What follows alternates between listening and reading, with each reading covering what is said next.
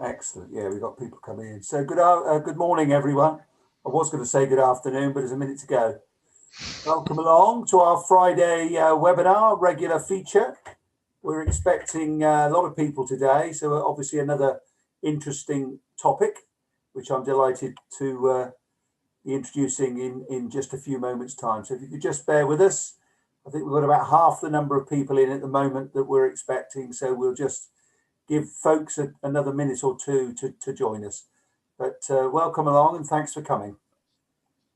For those of you who are joining now, we are going to be using Slido today. So you can go to slido.com and enter the code you'll find on the right-hand side of the screen, which is #LM today's date. Or for those of you who've got a QR reader, you can just slide that over the QR thing and you'll be set up to use Slido. Many thanks. If you'd like us to know where you're from and everything, please use the chat pane to give your name and say where you're from in the country. That'd be really great. Many thanks.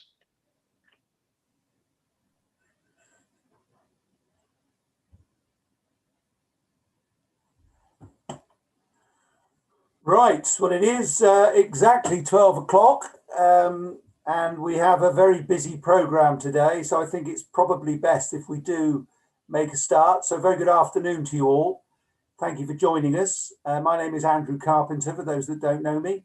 I'm Chief Executive of the Structural Timber Association and also of Constructing Excellence Southwest and Constructing Excellence Midlands. And we first came together as three organisations to bring you these Friday webinars nearly 12 months ago now, during the first lockdown.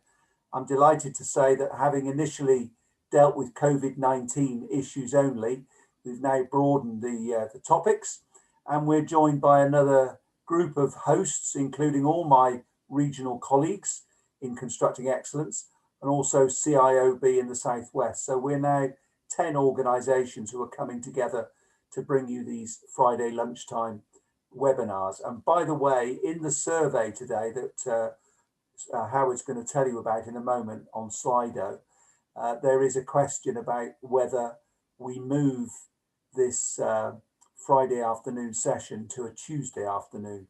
So that's something we're going to ask you about. In a moment, I'm going to be handing over to Howard, who's going to go through the house rules.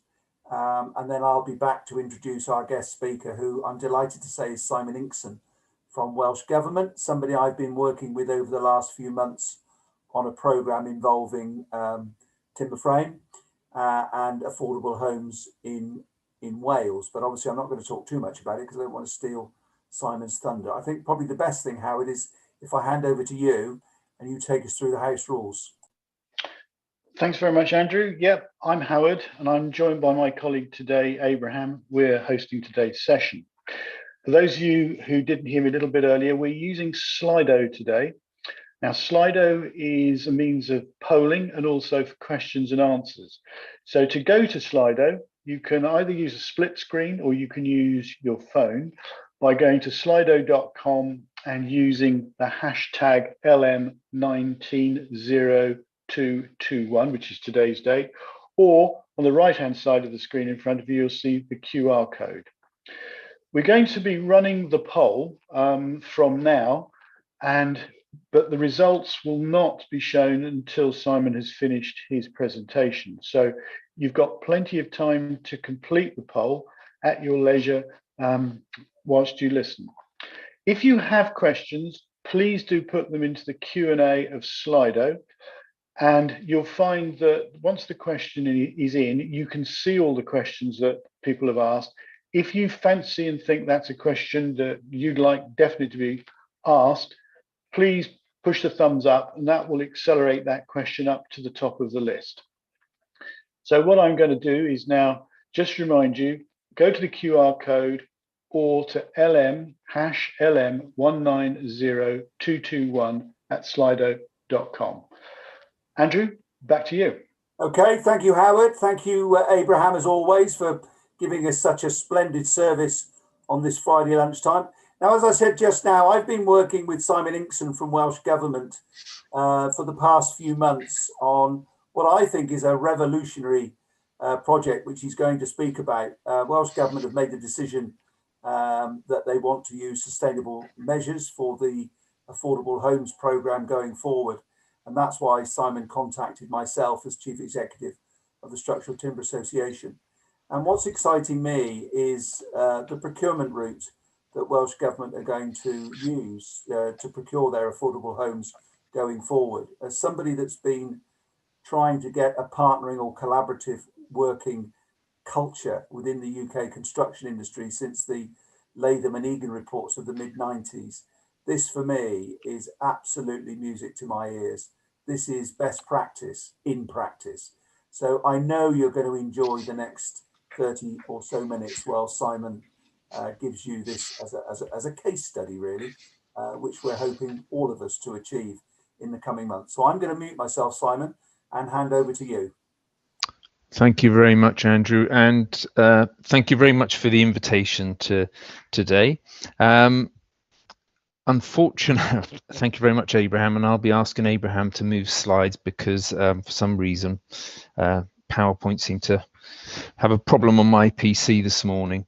So hopefully by the end of this presentation, you'll have some clarity about this project, what it's seeking to achieve, and the means that we're proposing to achieve it. So I'm going to give you a little bit of background about myself. As you can tell, I'm towards the end of my career, moving towards the end of my career, I should say. My background is in local authority housing services and also consultancy. And prior to joining Welsh Government, I was the head of housing at Powys County Council. For those of you who don't know the geography of Wales that well, Powys is the largest county. It's effectively most of the middle of Wales, very rural area, and an area that's depopulating. And my interest in timber in housing started when I was appointed to the post as a means of trying to tackle rural depopulation. So whilst I was in Powys, we established the Homegrown Homes project, which has been delivered over the last 3 years by Wood Knowledge Wales. I am currently within Welsh Government, and my role within Welsh Government is to accelerate the rate at which the 11 local authorities who still have a housing stock construct new homes, and we're having some success from 2018-19 when they completed 57 homes. We're looking at 400 by the end of this current financial year, and by the end of 22-23 local authorities will be turning out annually somewhere in the region of 1,300 homes. But crucially, it's not just the number of homes that the local authorities build which is important, it's building them in the right way. We want to see a significantly greater uptake of modern methods of construction, specifically factory-built homes, and we want to see high-performing homes that address the climate emergency. So I'm going to talk about the background to the project in coming slides, and I'll also explain the 3 stages of the project to you all. I'm excited by this project, and Andrew's excited. I'm excited as well for 4 main reasons, really. I think this is an opportunity to lead the transformation of the construction sector in the rollout of ultra-low carbon homes, and that's very much in keeping with Welsh Government and local authorities' commitments in relation to tackling the climate emergency. I think this project could demonstrate that by social landlords working collaboratively and placing orders at scale, we can create the opportunity for the delivery of net zero carbon homes at an affordable price for the participating landlords. We also think that this has the opportunity to act as a disruptor to the construction sector, because ultimately this sees the participating landlords contracting with the manufacturers themselves. And lastly, and probably most importantly from a Welsh Government perspective, this is an opportunity to work hand in hand with Welsh-based timber frame housing producers to develop the next generation of timber frame homes. So without further ado, if Abraham, if you could move on to the next slide, I'd be really grateful. Background to the project. Where does the project come from? It comes from, I would guess, probably the main driver for the project is the climate and biodiversity. I'm not sure if you have been a bit like me on a Sunday evening and watched Perfect Planet on BBC One, where we can see the impact of human civilization on the planet. This graph shows, I think, it's probably one of the clearest graphs I've seen around CO2 emissions, which just shows the exponential growth in CO2 emissions since the 1950s. Something we, as a breed, need to address. If you move on to the next slide, Abraham, that'd be great. This slide, which was the front cover of a Welsh Government publication, Better Homes, Better Wales, Better World, shows global temperature change between 1850 and 2019. And if you connect the two diagrams, the diagram on the previous slide, which shows CO2 emissions, the growth of CO2 emissions, you can see the connection between the rise in global temperature. Now, obviously, the growth in CO2 emissions and the need to address them has been covered by a huge amount. We have United Nations talks, we have the COP conference in Glasgow later on this year. We've seen government action in Wales. We've got the Environment Act of 2016, which enables ministers to establish emissions targets for Wales. We've got the Climate Change Interim Emissions Target Wales Regulations 2018, which sets interim emissions targets for Wales. And by 2030, CO2 emissions in Wales got to be 27% lower than the baseline year, which is 1990. By 2040, they've got to be 45% lower. And by 2050, they've got to be 80% lower. And also, Welsh Government were the first government of the home nations to declare a climate and biodiversity emergency in April 2019. This project is about zero carbon homes, and it's about timber, and I'll explain why. To achieve the net zero target ambition of both the UK government and Welsh government, we need to address and reduce CO2 emissions now. 47% of UK CO2 emissions are related to the built environment. Now, we recognise that the majority of those relate to operational carbon emissions.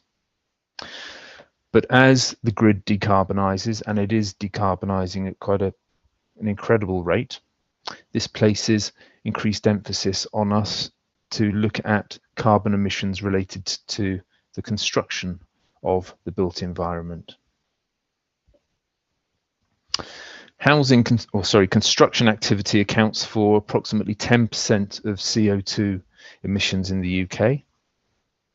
And one very interesting statistic or figure you can take away from today, that 50% of a home's lifetime carbon emissions are accounted for by its upfront carbon emissions. So that's the carbon emissions related to the extraction, the manufacture and construction of the home. So 50% of that is used up before the first occupier crosses the threshold of a home. So we need to build with less carbon intensive materials. So that then brings us on to timber. Timber's been described as the wonder construction material of the 21st century for a number of reasons. Firstly, trees as they grow sequester carbon. 2, timber as a construction material has incredibly low levels of upfront carbon or embodied carbon. Thirdly, timber, when used in construction, acts as a store of biogenic carbon for the lifetime of that building. So that carbon is locked up and not released back into the atmosphere. Fourthly, timber lends itself to reuse at the end of a building's life, a whole range of different purposes. And we're also seeing the development, the growth of engineered building products that can replace steel, for example. So I'm now going to talk about where the background for this specific initiative comes from. So Abraham, great, thank you. The background comes from a forum which has been established in Wales, where we have 11 local authorities. There are 22 councils in Wales, 11 of whom still own a housing stock. 11 have transferred their housing stock. And part of my early role was to get them together as a means of learning from one another and also looking to collaborate. We carried out a survey of the 11 local authorities fairly early on in the life of the forum, and the 11 local authorities said that they would like to work collaboratively on modern methods of construction and zero carbon homes. I was also aware of work being undertaken in the Homegrown Homes project, and one of the work packages within that programme, and I will share with Abraham later on a document which then gives you links to some of the research findings from the Homegrown Homes project, was a project to design a net zero carbon timber framed home. So we wanted to build on that project. So the proposal that the local authorities have signed up to is to collaborate in the design of a zero carbon timber framed home, and taking it to the next stage, and I'll talk about that a little bit more, to work collaboratively to procure it. So effectively the local authorities have formed or are forming a buyers club. And the third aspect of the proposal is to upskill councils' DSOs or partner locally based SMEs to safely erect and fit out the homes. And the councils gave their support to that proposal when we met with them in October, and we're now rolling on with the project. And Powys County Council, the council that I used to work for, who were hosting the Homegrown Homes project, which has just completed, were successful in making an application for innovation funding to build on the work that had been completed as part of the Homegrown Homes project and extend the design process. So as part of work package 6 of the Homegrown Homes project, the design of a net zero carbon timber framed home, that the Homegrown Homes project designed the home to REBA stage 3. The work that Powys are now engaged on is to develop that to REBA stage 4. If we move on, Abraham, to the next slide. Okay. So the architect and design team who were working on the original Homegrown Homes project have had their contract extended to work on the work that is being commissioned by the 11 councils.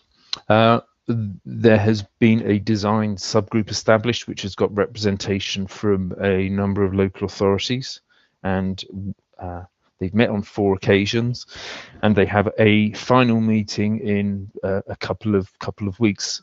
And the outcome of stage 1 will be the design of a short terrace of 2-bedroom, 4-person houses to REBA stage 4, and I'll come on and show you what they're starting to look like.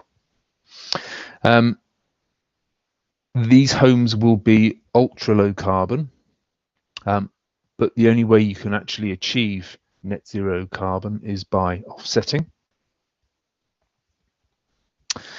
The project has thus far developed a range of different fabric solutions, and it points to an advanced panel system. The designs will completely eliminate cold bridging, and this stage 1 will be complete by the end of March 2021. There's been a considerable amount of learning from the project, and the design team has included building physicists, structural engineers, passive house designers, and a key part of the learning is form factor, and I'll come on to talk about form factor a little bit later, but it's starting to pose in my mind a number of interesting philosophical questions about, if we are moving to net zero carbon, how we will do that. And one of the key philosophical questions is, does everybody have an equal allocation of carbon, or if you earn more, if you have a greater income, are you able to consume more carbon in terms of the homes that you develop? Part of this process as well is also to work alongside the Welsh-based timber frame industry, and to try and ensure that they come along on the journey with us. And I'll talk a little bit more about that as I go through. So Abraham, if you can move forward.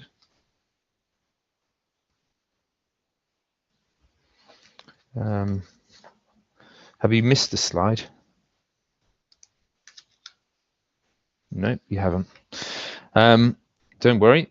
I was going to show you a graphic from the Homegrown Homes project, and it's about the principles that the design team have followed. And it's a diagram which Wood Knowledge Wales have developed as part of the Homegrown Homes project. And if you saw it, you'll probably recognise it because it builds on the work of both Reba and Letty. But it sets out 5 key principles in the design of a zero carbon or a zero carbon home. Firstly is obviously to minimize the levels of embodied carbon. And have to say that the team thus far in the designs have achieved or outperformed the Reba 2025 targets. And I think they're close to the 2030 targets, but they are challenging.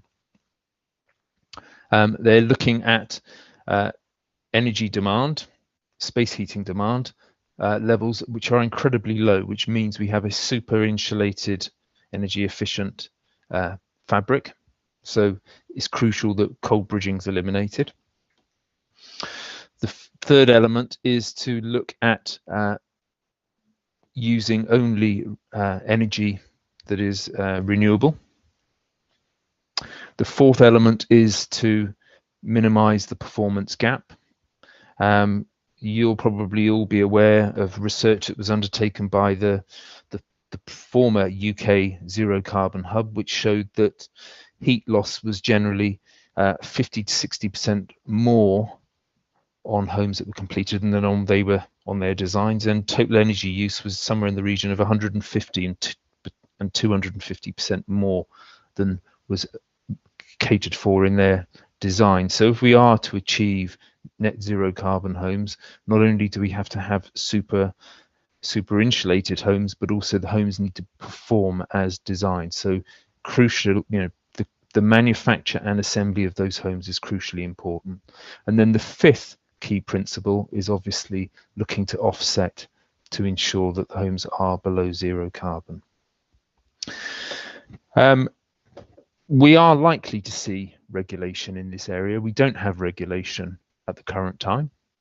We have an energy efficiency target within the building regulations, but we will have regulations in time. And in Wales, we are looking to exercise Welsh Government's powers within the grant regime to enforce those standards to start off with within the social housing sector.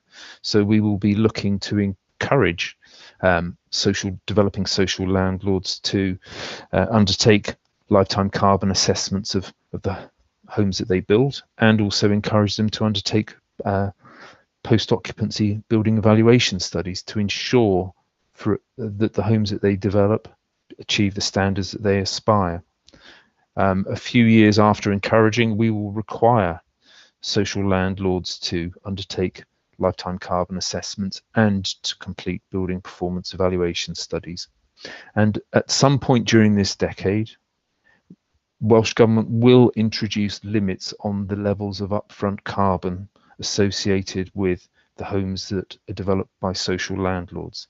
Now, there is work going on between Reba and Letty, I understand, on upfront carbon targets, and that will have to vary from house type to house type.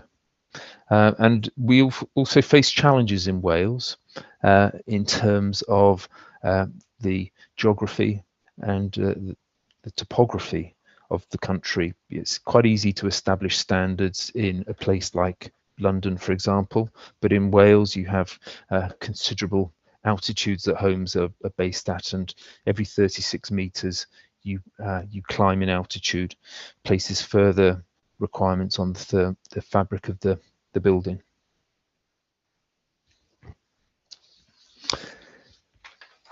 So some of the findings from the research are that form factor is critical. And I'll come on to talk about form factor in a moment, that we will see the use in this fabric design, which is being developed at the moment, of a high-performing advanced panel system, which will utilize either wood fiber or cellulose insulation. And as I said, form factor is essential to achieve net zero. And that, I think, will also fundamentally affect housing design. As I said, it is, even with a high-performing advanced panel system which uses naturally based insulation materials, it is still challenging to achieve the targets set by Letty and Reba. So I think ultimately we need to look at at form factor. If we could move on to the next slide, Abraham, please. So the importance of form factor. In Wales, we call cuddling up, cwtching up. And I think this and form factor emphasizes the importance of cwtching up. If you look at the top left, flats have a form factor of less than 1.5. And if you look at the bottom right, detached bungalows have a form factor of more than 4. Form factor describes the total heat loss area of the home. Thanks, Abraham.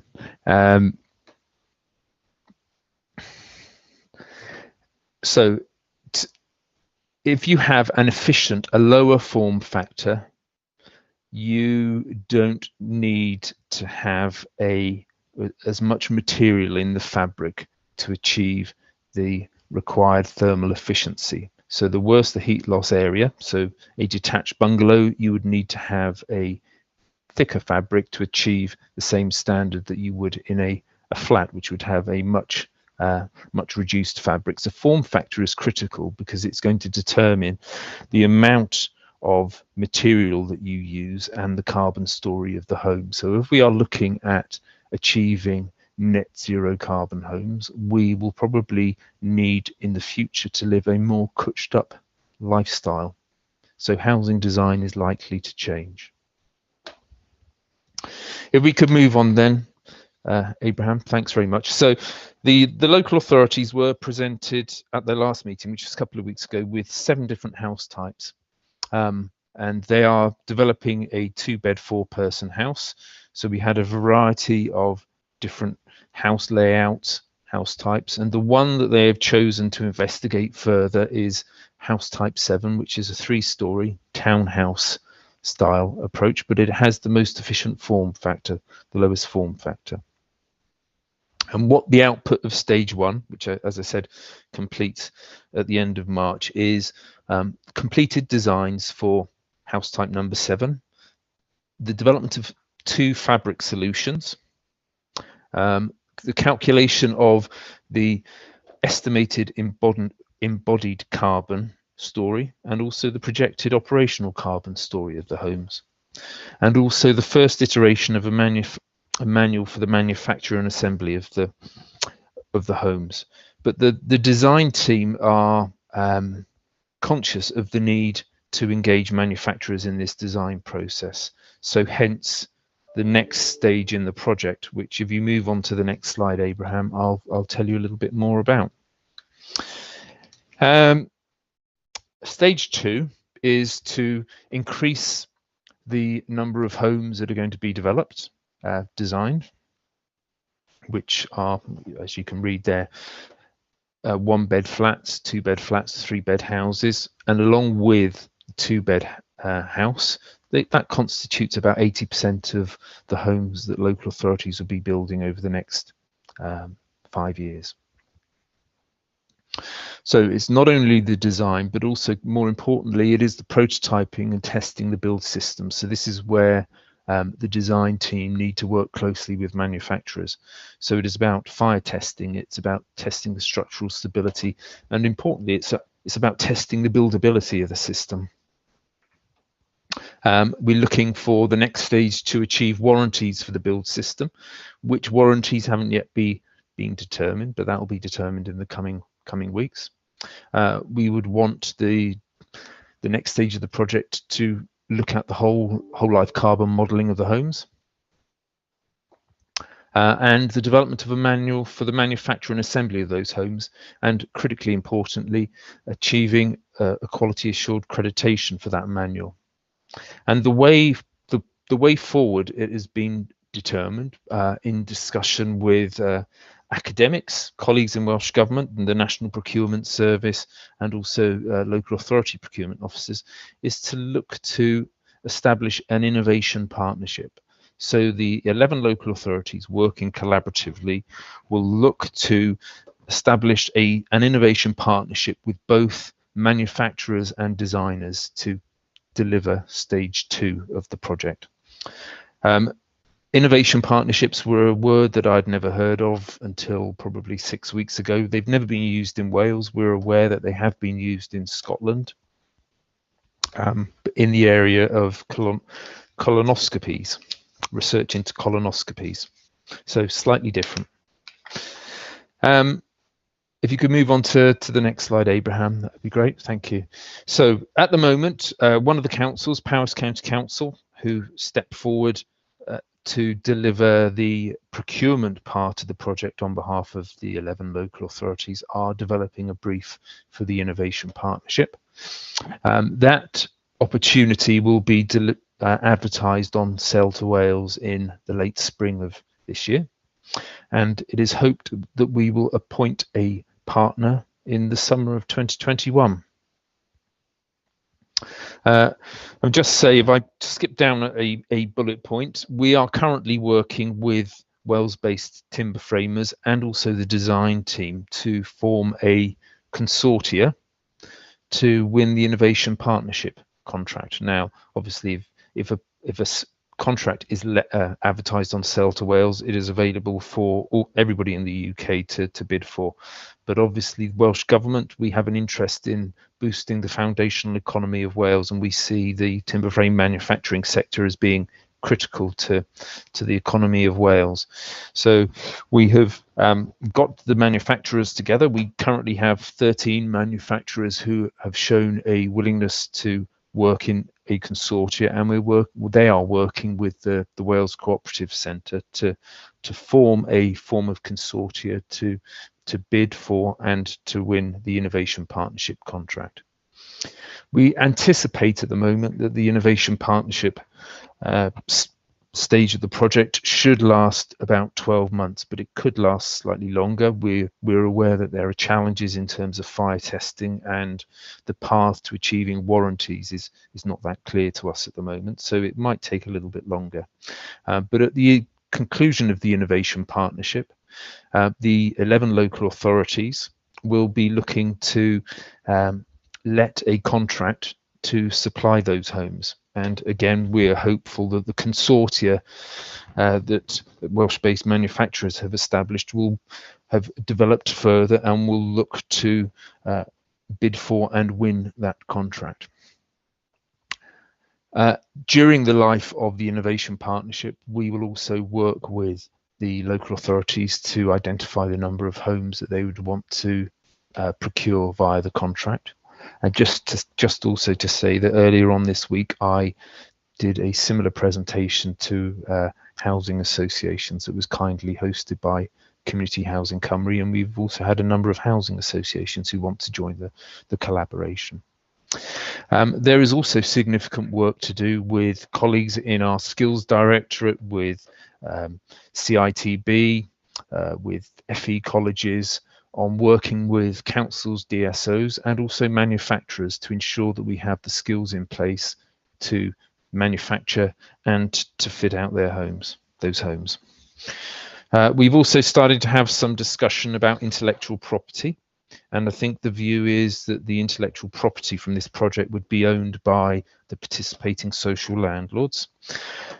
And if this system is commercially viable, they could earn license fee income from it. Abraham, if we could move on to what I think is the penultimate slide.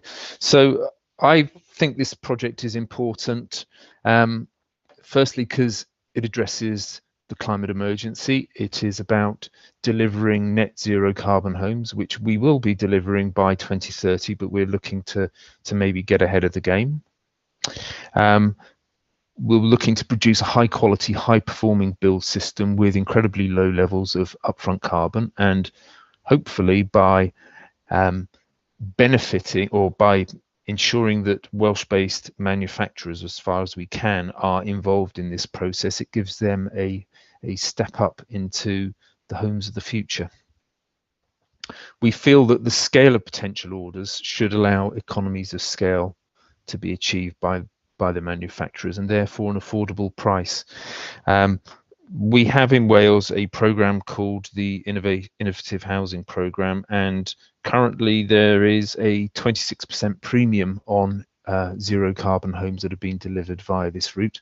Now, that figure probably needs further investigation, but it's because it's likely to include PV panels and all the kit that surrounds that. But there will be a premium on net zero carbon homes. We want to minimise that. So by working together, by working collaboratively, by creating some form of scale in the orders, we think that should be achieved. We want to see the foundational economies of all of the regions of Wales benefit from this. It's interesting to note that we have timber frame manufacturers of reasonable size and scale in all regions of Wales. We want to see councils, DSOs, and also partner SMEs to be given the opportunity to grow. And I think lastly, this project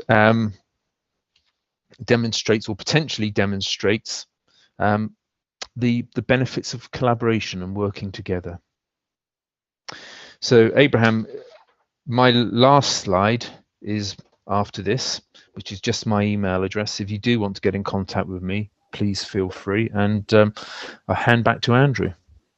Yes, Simon, thank you so much. I'm sure viewers will understand now why I'm so excited about the project. Before we go into the questions, just a plea, I see we've got some questions in the chat box. Could I ask you please to go to the Slido account that Howard mentioned earlier and use that please for any questions so that we can keep them all together. But before we go into the Q&A, Howard, I'm going to hand back to you for the results of the survey. Thanks, Andrew. Thank you, Simon. Yep, we've currently had about 51 people have filled in the survey. Oh, it's going up. So please do continue to fill it in. So if you'd like to put the first answer up and question, not that one, we'll skip that one. Oh, well, we can say, actually, there we go. Big resounding. Let's leave it as it is. So thank you very much. So, Andrew, there you've got some really good data. Yeah, that's noted. If you could send me a copy of that, Howard, I'll present it to my board, who suggested Fine. a move Yeah, to thanks very Tuesday much. afternoon might be a good idea. Yeah. Okay. So let's go on to the first question relating to Simon's today. Are you convinced of the need to reduce CO2 emissions related to housing construction? 100%. Pretty resounding there, Simon. I don't know if you want to make any comments as we run through this.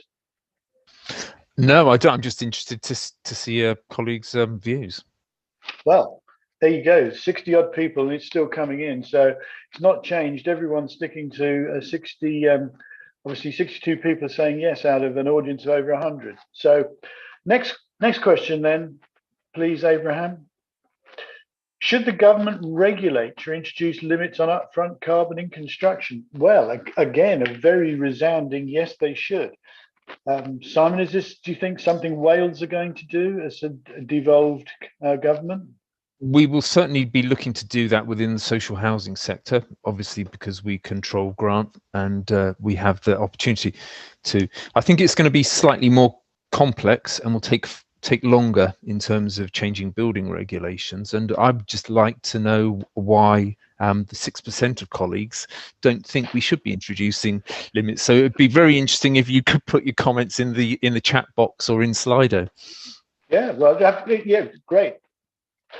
Okay, next one then, please, Abraham.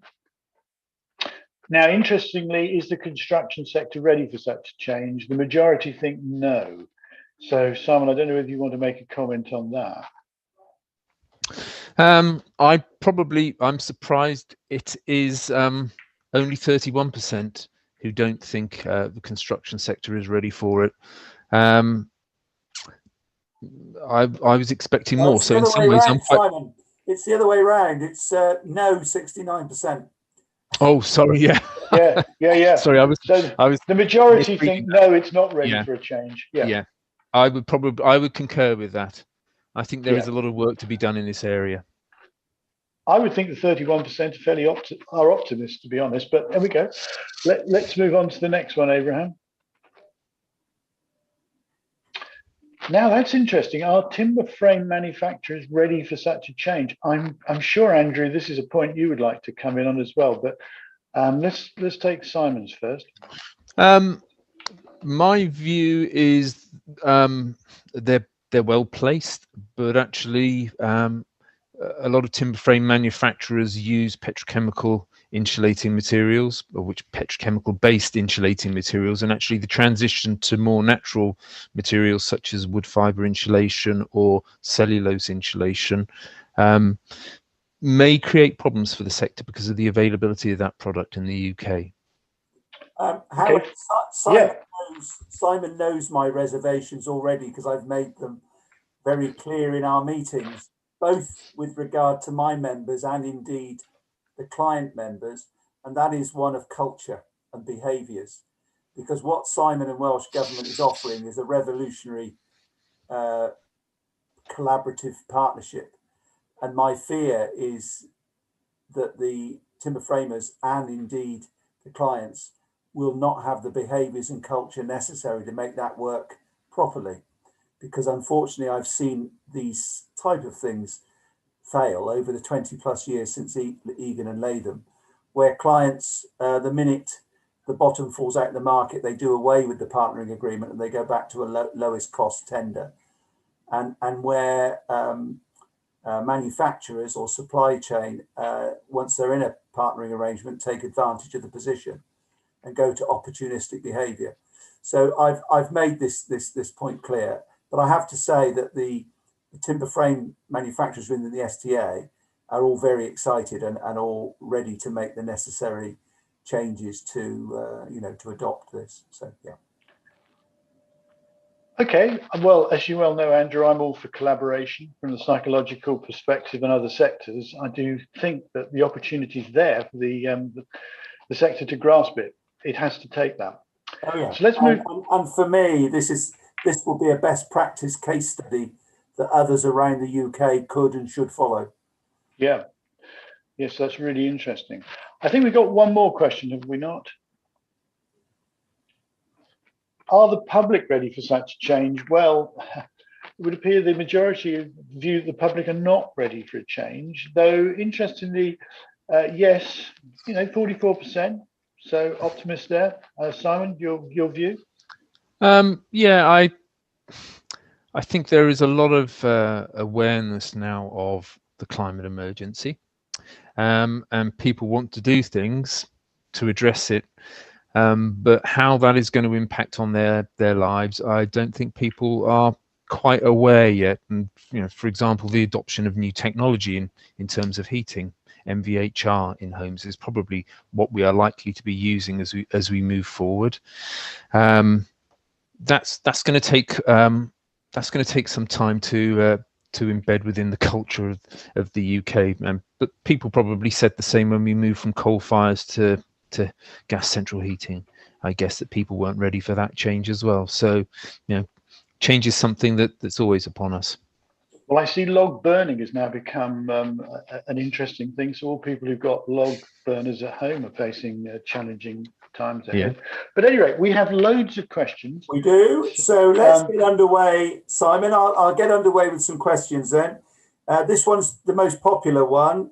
PI insurers carry exclusions against any combustible materials in facades on any height or type of building. How do you address this? Sorry, I had myself on mute while you were asking the question.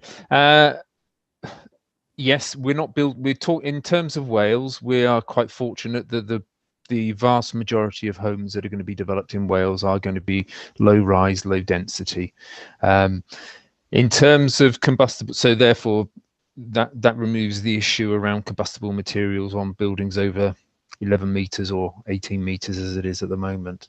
But we are going to want to be working with insurance companies and the warranty providers to ensure that the system that we develop is insurable and safe. And that's part of the innovation partnership. Yeah, Simon, as you know, the STA is working very closely with the insurance industry. In fact, we just issued a guide only last week on mass timber CLT for insurers. And we have insurers within the membership actually who are offering insurance across the range of systems that our members offer. And actually the combustible materials consultation, I have to say, has still not reached a conclusion. Although it was delivered last May, there is still no answer from MHCLG whether it's going to reduce to 11 meters or be maintained at 18 meters. So watch this space, I think, Simon. Right, my next question then, if you could put the next question up. Is the initiative all party supported, or is there a danger of it being replaced by yet another initiative and becoming another political football? Well, funny you should say that, because to my knowledge, none of the politicians in the Welsh Parliament are aware of this initiative at the moment. Maybe the housing minister might be have been briefed, but not to my knowledge. So I don't think it is going to be used as political football. And I have to say, Wales is a small place that, you know, we don't have ding-dong politics like we do on a UK level. The parties do work closely together. There's a recognition that after the elections in, well, potentially in May, it could be June, could be July, there is likely to be a hung parliament. So there's a recognition that the parties will work together.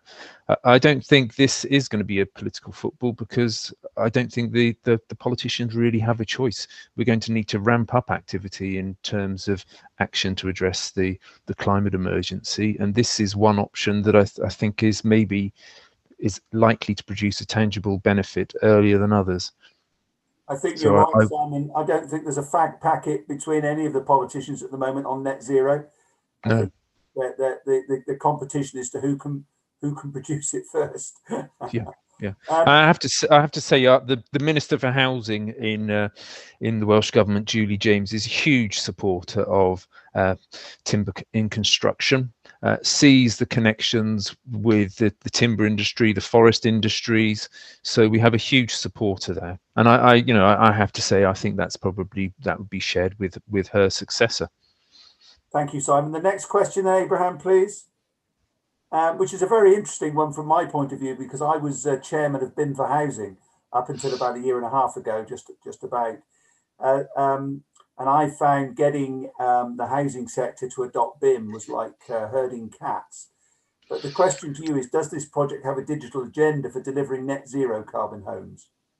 I would have to say that's probably beyond my capability to answer that. I would probably put that back to the architect who's working on the project. But I would have hoped so. You know, we would be behind the times if it didn't. Question here from Steve Clark. How do you measure what is low neutral building? Well, you undertake a lifetime carbon assessment, which is set out by the RACS, the approach, and you look at environmental product declarations of the different components that are going into them. And the EPD, the environmental product declaration, will identify the levels of embodied carbon. So you have to undertake a calculation via the LCA, the lifetime carbon assessment, and that works out the levels of upfront and embodied carbon within the home, and also should project the operational carbon, but you need to do that post completion via building performance evaluation studies. So there is a method for measuring carbon, or the the carbon involved in the construction of homes. Okay, next question is anonymous, but it asks, is the British Woodworking Federation involved in this project? I respect the thought process behind that question, because I sit with Helen Hewitt, the Chief Exec of BWF, on the Confederation of Timber Industries. You mentioned earlier, Simon, about the use of insulation products that some timbers use. I suggest that this question is probably asking about your choice of windows, doors, staircases, and so on. I'm not aware that the British Woodworking Federation is involved in the project, but we probably maybe look to involve them, because one of the things we want to see is high performing timber windows which use timber from Welsh forests being incorporated within the next generation of Welsh affordable homes. So that's an introduction that I can help you with, Simon. If you could, that'd be useful, Andrew. Okay. Now we've got a question now from Richard Whitaker. Richard, I know well because he's a board member with CE Midlands and works for Citizen Housing in the Birmingham, in Solihull. So was the developer involved in RIBA stage 4 designs? The developers are the 11 participating local authorities, and they all, well, not all of them, but we asked for nominations to sit on a design subgroup from the 11 local authorities. I think we've got about 7 representatives who sit on that design subgroup, who are working through the whole process with the architect and designers. So yes, they have been involved in the designs. Richard's and just they will note saying he meant the contractor. Contractor. So that's an interesting question, Simon, isn't it? That's a really interesting question. Well, one of the things that we will be doing is, as part of the innovation partnership, is involving the manufacturers in this design process, because the architect can draw up something, but if it can't be manufactured, the design isn't fit for purpose. So one of the things we will be doing in the next stage of the project, the innovation partnership stage, is to involve the manufacturers very closely in the designs. Thank you. So another one, zero carbon new homes are long overdue. The next question says, can you go to the next question, please, Abraham? Right, here we go. Existing homes have very poor thermal insulation values. What is the Welsh Government doing to address this?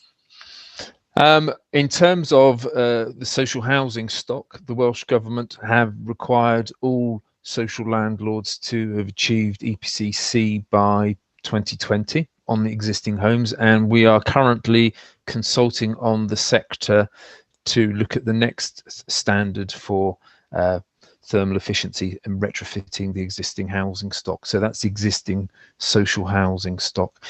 In terms of the private sector stock, the wider private sector stock, we don't have the Green Homes grant like colleagues in England have. There are limited funds available, particularly targeted at people on low incomes via the NEST scheme, but that is certainly an area which I think will probably need to be factored in. But I also think that we will see a huge change in the housing market over the next 10 or so years, hence my need to sell a rather large brick and block 1924 built house, because I think we will see a huge increase in the cost of energy to provide heat to homes, and I think people will therefore be looking at potentially smaller homes, but certainly more thermally efficient homes as we move forward. So I think the market itself will probably actually act as a means of writing that. Okay. Steve Clark asks, is there a list of timber frame companies that are participating in the consortium? There is. I don't know whether it's public knowledge. It's not public knowledge at the moment. No. But if you go to a list of Welsh-based timber frame manufacturers, it is the largest Welsh-based timber frame manufacturers. There are, if we look at companies in Wales who manufacture timber frames, we're talking somewhere in the region of 30, but some of them are manufacturers and stroke developers who will build maybe 5 houses in a year. These are the companies who are churning out hundreds, if not thousands, of homes a year, generally exporting to England. That's right. And most of them members of the STA, and to be found on the STA website, it should be said. So what impact can planning permission have in creating more carbon neutral or negative homes? I think the planning system, and funny enough, I've only just started the discussion with colleagues in the Welsh Government Planning Directorate. I think there is a huge amount that the planning system can do. I think basically that before planning consent should be gained, developers should undertake lifetime carbon assessments of the homes that they're going to develop. Again, we could look to introduce limits on upfront carbon in development, but also I think it is about recognizing that form factor is going to play a critical role moving forward, and we probably need to change the requirement for some of the aesthetic elements that come out in planning to be dropped. So, for example, bay windows are not very good in terms of form factor. They increase the heat loss area, so meaning you need a harder working fabric to achieve high levels of performance. So therefore we might have to see a reduction in the huge number of different designs that we have across the UK, and more consistency in design. That's a personal view. Thank you, Simon. Abraham, I don't know if it's possible. Could you put the next three questions up together, because they're all inextricably linked? So the first one from Graham says, how open is the project to changing the core timber frame product? What if there's an existing affordable, scalable timber frame system or method? Chris Smith asks, has there been any involvement from system suppliers to develop the current house proposal? And an anonymous person says, how are building product suppliers being involved in the process? So this is all around the supply chain, isn't it, that you're involving? I wonder if you could pick up those three questions together, Simon. We've got a lot to get through in 5 minutes. Yeah, I will try. How open is the project changing the core timber frame product? Well, if it could be demonstrated to us that it achieves net zero, the alternative product, we would certainly consider it. We wouldn't write it out. Any involvement from system suppliers to develop the current house proposals? No, not as yet.